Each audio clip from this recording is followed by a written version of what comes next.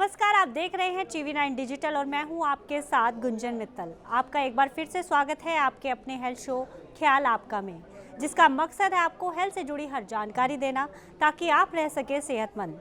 आज हम बात करेंगे कोरोना के बारे में। पिछले 2 साल से इस शब्द ने हमें जीने नहीं दिया, पर सबके जहन में सवाल एक ही है कि कब खत्म होगा ये कोरोना।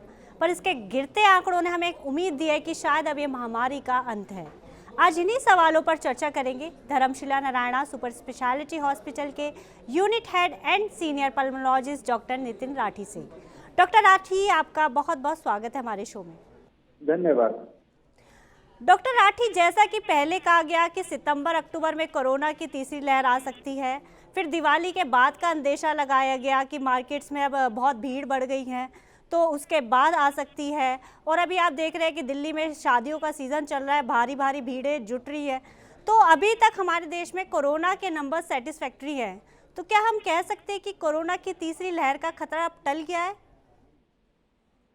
हाँ, आपने बिल्कुल ठीक कहा। हेल्थ एजेंसियों की रिपोर्ट थी कि जब जब दिवाली होगी या त्योहार होंगे या इस तरीके का होगा तो कोरोना की तीसरी लहर बढ़ सकती है, आ सकती है।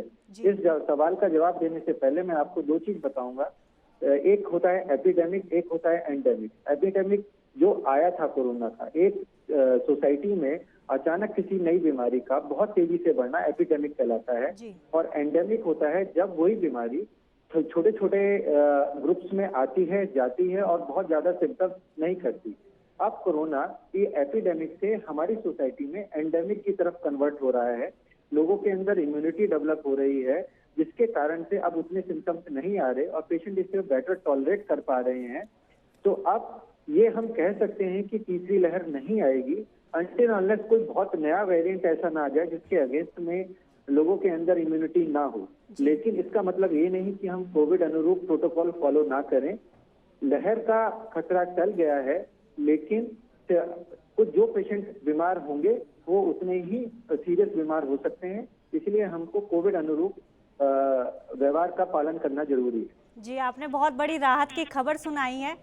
डॉक्टर राठी, मुझे आप ये बताइए कि अगर अब भी मामले बढ़ते हैं तो क्या वो मैनेजेबल होंगे? उससे दूसरी लहर की तरह ज्यादा नुकसान तो नहीं होगा?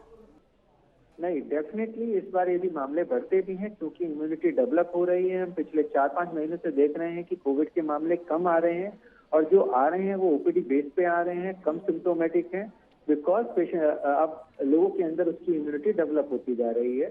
सिक पेशेंट अब कम आ रहे हैं। ओके डॉक्टर राठी, अभी भी चाइना और कई यूरोपियन कंट्रीज में काफ़ी ज़्यादा मामले सामने आ रहे हैं, तो क्या ये तीसरी लहर को वर्ल्ड वाइड स्प्रेड कर सकते हैं? जैसे कहा कि जिस तरीके से हम लोग अब स्टडी कर रहे हैं, रिपोर्ट्स आ रही हैं, ये देखा जा रहा है कि वहाँ के लोगों में उतनी अच्छी इम्यूनिटी डेवलप नहीं हो रही है। ये सारा जो इशू है वो हमारा हर्ड इम्यूनिटी के रिलेटेड आता है। यदि एक कम्युनिटी में अच्छे से आपकी इम्यूनिटी डेवलप हो गई है उस वायरस के अगेंस्ट में, तो उस कम्युनिटी में वो केसेस नहीं आते। जो चाइना में केस आ रहे हैं वो अभी हमारे उसी वायरस के अगेंस्ट में आ रहे हैं जो हमने सेकंड वेव में झेला है। अभी चाइना में उस तरीके की इम्यूनिटी डेवलप नहीं हुई है, तो इसलिए वो स्प्रेड, और अब इंटरनेशनल ट्रेवल चालू हो चुका है, डोमेस्टिक ट्रेवल चालू हो चुका है और डोमेस्टिक इंटरनेशनल ट्रेवल को चालू हुए भी काफी अर्सा हो चुका है। इस मध्य में नजर कहूंगा कि वो वाले केस अब तीसरी लहर के नहीं आएंगे अनटिल अनलेस कोई नया वेरिएंट जिसके अगेंस्ट हमारे अंदर इम्यूनिटी ना हो या कोई डेफिनेटली कोई बड़ा म्यूटेशन हो जाए वायरस के अंदर, तो हमारी आशंकाएं हैं। लेकिन अब हम एपिडेमिक से एंडेमिक फेज में चल रहे हैं, तो अब तीसरी लहर का उतना मेजर खतरनाक आना, वेव का आना मुझे नहीं लगता। ओके डॉक्टर, ये भी बताइए क्या गिरते नंबर्स की एक बड़ी वजह 80 से 90% लोगों में एंटीबॉडीज़ का डेवलप हो जाना है? क्योंकि अभी मैं एक स्टडीज़ पढ़ रही थी तो कुछ नेचुरल जो बीमारी की वजह से और कुछ वैक्सीनेशन की वजह से 80 to 90% लोगों में एंटीबॉडीज़ डेवलप हो चुकी है। तो क्या हम हर्ड इम्यूनिटी पा चुके हैं? या डेफिनेटली इस प्रोसेस को हम बोलते हैं hybrid immunity, not herd immunity. Hybrid immunity ये होती है कि जब किसी कम्युनिटी में कोई वायरस आता है तो उसके अगेंस्ट में हमारे यहाँ नेचुरल इम्यूनिटी बनती है, that is called herd immunity. Simultaneously vaccination drive इतनी ज्यादा है, लोग जागरूक अच्छे हैं और वैक्सीनेशन भी लगा रहे हैं तो पेशेंट को नेचुरल और आर्टिफिशियल इम्यूनिटी दोनों डेवलप हो रही है।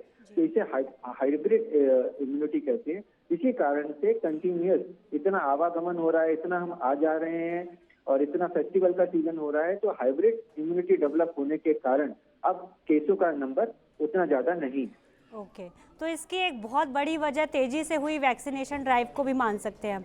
तो क्या इस ड्राइव को कंटिन्यू रखने की जरूरत है अभी?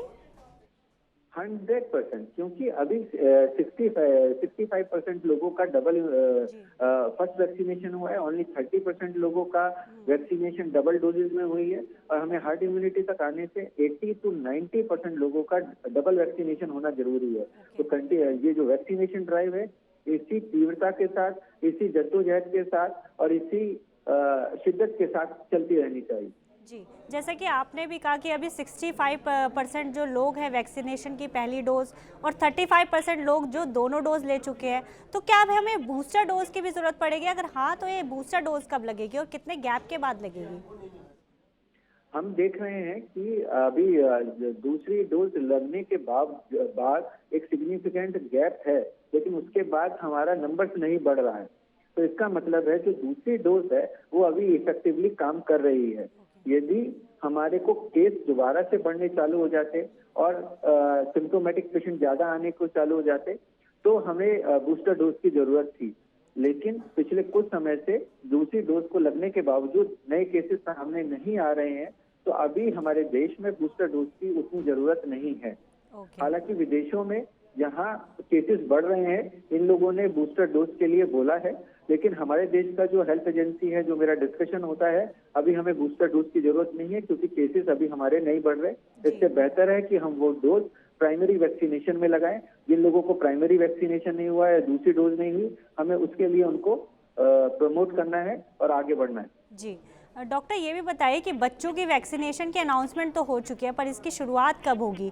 क्योंकि अभी भी कुछ पेरेंट्स हैं बच्चों को स्कूल भेजने से डर रहे हैं।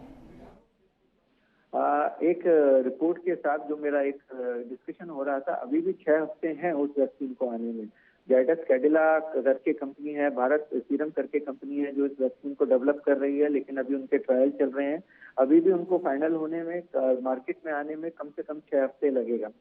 तो अभी 6 वीक, 1.5 महीने का, 2 महीने का टाइम है बच्चों के वैक्सीनेशन में। बच्चों का वैक्सीनेशन जो उन्होंने बोला है वो 12 साल के ऊपर के बच्चों का वैक्सीनेशन बोला है, और वो जो इम्यूनो कम्प्रोमाइज हैं, स्पेशल टाइज हैं, जैसे जिनको डायबिटीज है, कैंसर है, ऑटिज्म है या स्पेशल कोई बीमारी है, उन बच्चों का वैक्सीनेशन पहले किया जाए। ओके, क्या बड़े बच्चों के साथ आप छोटे बच्चों के स्कूल भी खोल देने चाहिए और वर्क फ्रॉम होम भी बंद करके हमें पहले की तरह नॉर्मल लाइफ हम उसकी तरफ कदम बढ़ा सकते हैं? हाँ, डेफिनेटली यस, क्योंकि अब सफिशिएंट डाटा आ गया है कि यदि छोटे बच्चों को हम स्कूल भेजते हैं, लेकिन यदि हम कोविड अनुरूप व्यवहार का पालन करते हैं, क्लासरूम वेल एयर है, वेल मतलब उसमें अच्छी खासी एयर आती है, वेल वेंटिलेटेड है, बच्चे एक दूसरे से कोविड डिस्टेंस मेंटेन करते हैं, सैनिटाइजेशन करते हैं, खाना खाते समय, खेलते समय बहुत डिस्टेंस मेंटेन करते हैं। हालांकि हम देख ही रहे हैं कि आजकल जो बच्चे हैं, जब हम खेलते हैं, कूदते हैं, तो इस तरीके से बहुत ज्यादा कोविड नहीं बढ़ रहा। बच्चों का डर ये भी रहता है कि बच्चे कैरियर का काम करते हैं, बच्चों में इम्यूनिटी बहुत ज्यादा होती है, तो बच्चों के कारण बड़ों में कोविड, उनके दादा दादी, नाना नानी या माँ बाप में कोविड फैलने का खतरा रहता है। तो बच्चे कैरियर का काम भी नहीं कर रहे हैं। यदि हम अच्छे वेंटिलेशन को मेंटेन रखें, कोविड हाइजीन को मेंटेन रखें, तो हम अच्छे से छोटे बच्चों को बड़े बच्चों के साथ स्कूल भेज सकते हैं और वर्क फ्रॉम होम को भी खत्म कर सकते हैं। जी, तो इन शॉर्ट डॉक्टर हम क्या कह सकते हैं कि हम एक सेफ और स्ट्रॉन्ग सिचुएशन में हैं? डेफिनेटली हम धीरे धीरे हम एक सेफ कंडीशन की तरफ चलते जा रहे हैं। हम मेजर त्योहार हो चुके हैं, लोग आपस में मिल रहे हैं, जुल रहे हैं, हम लोगों को काफी नॉलेज है, कोविड अनुरूप व्यवहार का पालन कर रहे हैं, वैक्सीनेशन ड्राइव बहुत अच्छी चल रही है, इसे ऐसी आगे चलता रहना चाहिए। यदि सब कुछ ठीक ठाक रहा तो हम डेफिनेटली अब एक सेफ जोन की तरफ, सेफ टाइम की तरफ बढ़ रहे हैं। डॉक्टर राठी, आपका बहुत बहुत शुक्रिया हमारे साथ जुड़ने के लिए और हमारे तमाम सवालों के जवाब देने के लिए। Thank you so much doctor. Thank you, God bless you. तो जैसा कि डॉक्टर ने बताया कि अभी खतरा बेशक कम है, पर हमें लापरवाही करके इसे अपने ऊपर हावी नहीं होने देना है। इसलिए अभी भी मास्क लगाइए और सोशल डिस्टेंसिंग का पालन कीजिए, क्योंकि जान है तो जहान है। अब हमें दीजिए इजाज़त, हम कल फिर हाजिर होंगे एक नए विषय के साथ, एक नए गेस्ट के साथ। तब तक आप स्वस्थ रहिए, अपना और अपनों का ध्यान रखिए और देखते रहिए TV9 डिजिटल। चलते चलते हम आपको बताना चाहते हैं TV9 डिजिटल के न्यू इनिशिएटिव TV9 वैन के बारे में। आखिर क्या है इनिशिएटिव, आइए देखते हैं इस वीडियो में। Today, doctors are busier than ever providing care and advice to patients. And the reality is that an average patient now spends much more time in the waiting room than in the doctor's chamber. With such a captive audience, it's time to put their wait time to good use. Introducing TV9 Waiting Area Network that provides premium patient engagement experience through engaging and informative videos. These videos are created keeping in mind an Indian patient seeking medical attention. TV9 Waiting Area Network provides a perfect platform for educating the patients on everything a doctor's practice has to offer while elevating the doctor's brand at the same time. As a doctor, all you need is to have Wi-Fi at your clinic and we'll take care of the rest.